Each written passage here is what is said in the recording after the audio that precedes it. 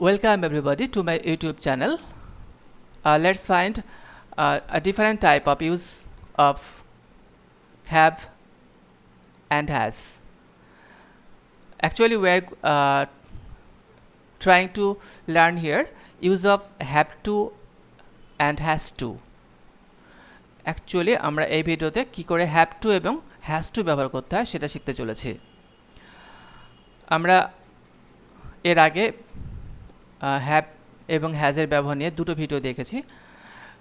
সেখানে প্রথমটাতে হ্যাভ এবং হ্যাজকে প্রাথমিকভাবে কীভাবে ব্যবহার করতে হয়, অর্থাৎ প্রধান ক্রিয়া হিসেবে বা মেন ভার্ব হিসেবে এবং অক্সিলারি ভার্ব হিসেবে কী করে আমরা এদেরকে ব্যবহার করি সেটা দেখেছি। আর এবং হ্যাভ এবং হ্যাজের ভিন্ন প্রয়োগ কী, মানে কখন হ্যাভ বসে আর কখন হ্যাজ বসে সেটা আমরা শিখেছি। তারপরে ভিডিওতে আমরা শিখেছি যে ডিফারেন্ট ইউজ হ্যাবের অন্য রকম একটা ব্যবহার, মানে পাওয়া অর্থে খাওয়া অর্থে কখনো আমরা হ্যাভ এবং হ্যাজকে ব্যবহার করে থাকি, সেটা শিখেছি। নাও in this video we are going to learn how to use have to and has to. So let's begin. আমরা প্রথমে শিখব যে কী করে এই হ্যাভ টু এবং হ্যাজ টু আমরা কীরকম অর্থে বা কখন প্রয়োগ করি। তার জন্য আমাদেরকে একটি উদাহরণ দেখতে হবে। যেমন দেখো, এখানে আমাকে বাজারে যেতে হবে, আমরা কি করে সেন্টেন্সটা করব? আমি বাজারে যাই, আই গো টু মার্কেট। আমি বাজারে গিয়েছিলাম, আই ওয়েন্ট টু মার্কেট। কিন্তু আমাকে বাজারে যেতে হবে, এই সেন্টেন্সটাকে আমরা কিভাবে ইউজ করব, কিভাবে ট্রান্সলেট করব? এটাকে যদি আমরা ইংলিশে ট্রান্সলেট করি তাহলে আমরা হ্যাভ টু এবং হ্যাজ টু ব্যবহার করতে পারি। আমরা কিন্তু এখানে মাস্ট ইউজ করে করতে পারি, কিন্তু সেটা পরে আসছে। আমরা কিন্তু এটাকে হ্যাভ টু এবং হ্যাজ টু ব্যবহার করে করতে পারি। যখন আমরা হ্যাভ টু এবং হ্যাজ টু ব্যবহার করব তখন তার একটা ফরমেশন হবে, সাবজেক্ট বসবে, তারপরে হ্যাভ টু অথবা হ্যাজ টু, এবং তারপরে মূল ভার্বের প্রেজেন্ট ফর্ম বসবে। V1 অর্থাৎ দেখো ওখানে লেখা আছে V1 অর্থাৎ মূল ভার্বের প্রেজেন্ট ফর্ম বসবে। এখন হ্যাভ টু এবং হ্যাজ টু কখন ব্যবহার করা হয়, কেন এখানে ব্যবহার করব? যখন বাধ্যতামূলক কোনো কাজ করা হবে বা কোনো কাজ করতেই হবে এরকম বোঝানো হয়, অবশ্যই কোনো কাজ করতে হবে বা অবশ্যম্ভাবী একটা কাজ বোঝায়, তখন কিন্তু আমরা হ্যাভ টু এবং হ্যাজ টু ইউজ করে থাকি।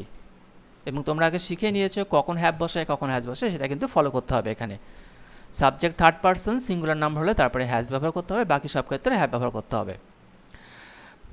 এইখানে যদি আমরা ট্রান্সলেট করি যে আমাকে বাজারে যেতে হবে, তাহলে এটাকে আমরা কীভাবে ট্রান্সলেট করব? প্রথমে কিন্তু এখানে আমি ফরমেশন দেখিয়ে দিয়েছি। প্রথমে সাবজেক্ট বসবে, তারপরে হ্যাভ টু অথবা হ্যাজ টু বসবে, তারপরে মূল ভার্ব বসবে।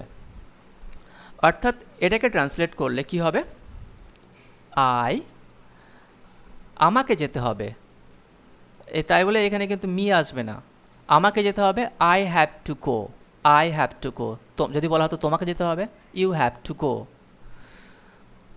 তাদের আমাকে আসতে হবে, আই হ্যাভ টু কাম। তোমাকে খেলতে হবে, ইউ হ্যাভ টু প্লে। আমাকে লিখতে হবে, আই হ্যাভ টু রাইট। যদি বলতাম তাকে লিখতে হবে, হি হ্যাজ টু রাইট অথবা শি হ্যাজ টু রাইট। এরকমভাবে যে বাধ্যতামূলক কোনো কাজ করতে হবে বা কোনো কাজ করতেই হবে এই জোর দিয়ে এই বোঝানোর জন্য আমরা কিন্তু হ্যাভ টু বা হ্যাজ টু ব্যবহার করে থাকি। তাই I have to go to market, দেখো এটা ফিউচার সেন্স, ভবিষ্যৎ বোঝাচ্ছে, বাজারে যেতে হবে। আমি কিন্তু যাইনি এখনও, যেতে হবে।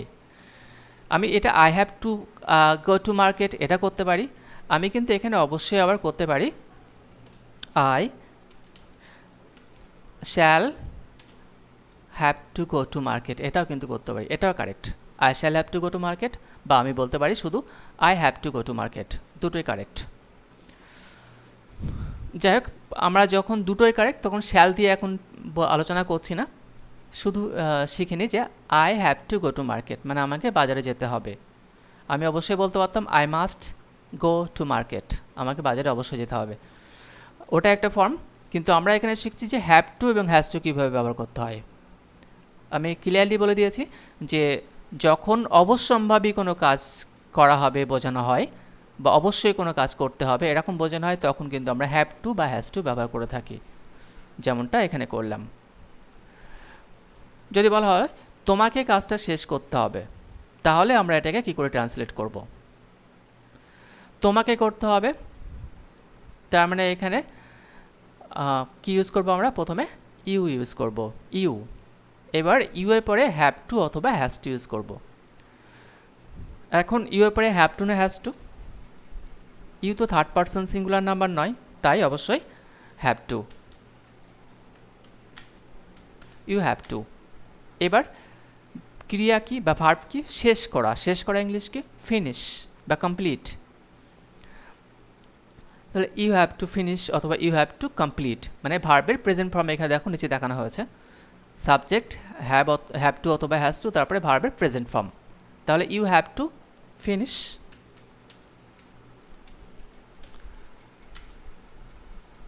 তোমাকে কাজটা শেষ করতে হবে।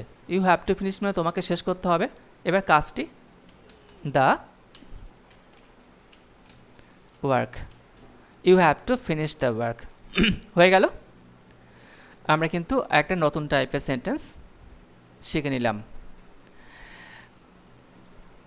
তাকে ভালোভাবে পড়তে হবে, এটাকে আমরা ট্রান্সলেট করব। কিভাবে করব তাহলে? তাকে বলতে আমরা এখানে কি ইউজ করতে পারি? হি ইউজ করতে পারি, আবার শিও ইউজ করতে পারি। তাকে পড়তে হবে, তাহলে কি হবে? হি বা শি লিখলাম, তারপরে কি করব?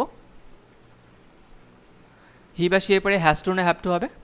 হি বা শি এর পরে যেহেতু হ্যাজ বসে, তাই জন্য এখানে হ্যাজ টু হবে, কারণ হি বা শি হলো থার্ড পারসন সিঙ্গুলার নাম্বার। তাহলে হি হ্যাজ টু বা শি হ্যাজ টু। এবার পড়তে হবে, এখানে ক্রিয়াপদ কী তাহলে? পড়া। পড়া ইংলিশ কি? Read, he has to read. এবার ভালোভাবে ইংলিশ কি? He has to read well. এটা আমরা শিখে নিলাম। ছেলেটিকে স্কুলে যেতে হবে, এটাকে আমরা ট্রান্সলেট করব। এটাকে আমরা কিভাবে ট্রান্সলেট করব? ছেলেটি অর্থাৎ দি বয়, তাহলে আমরা দি বয় নিলাম। এবার দি বয়ের পরে কি করব? দি বয়ের পরে এবার আমরা কি করব? হ্যাজ টু না have to? The boy third person singular number, তাই অবশ্যই has to, the boy has to. এবার ক্রিয়াপদ কি? এখানে ক্রিয়াপদ হবে যাওয়া। যাওয়া অর্থাৎ গো, এবং সেটার প্রেজেন্ট ফর্মই বসবে, অর্থাৎ গোই বসবে। তাহলে কি হলো? The boy has to go to school.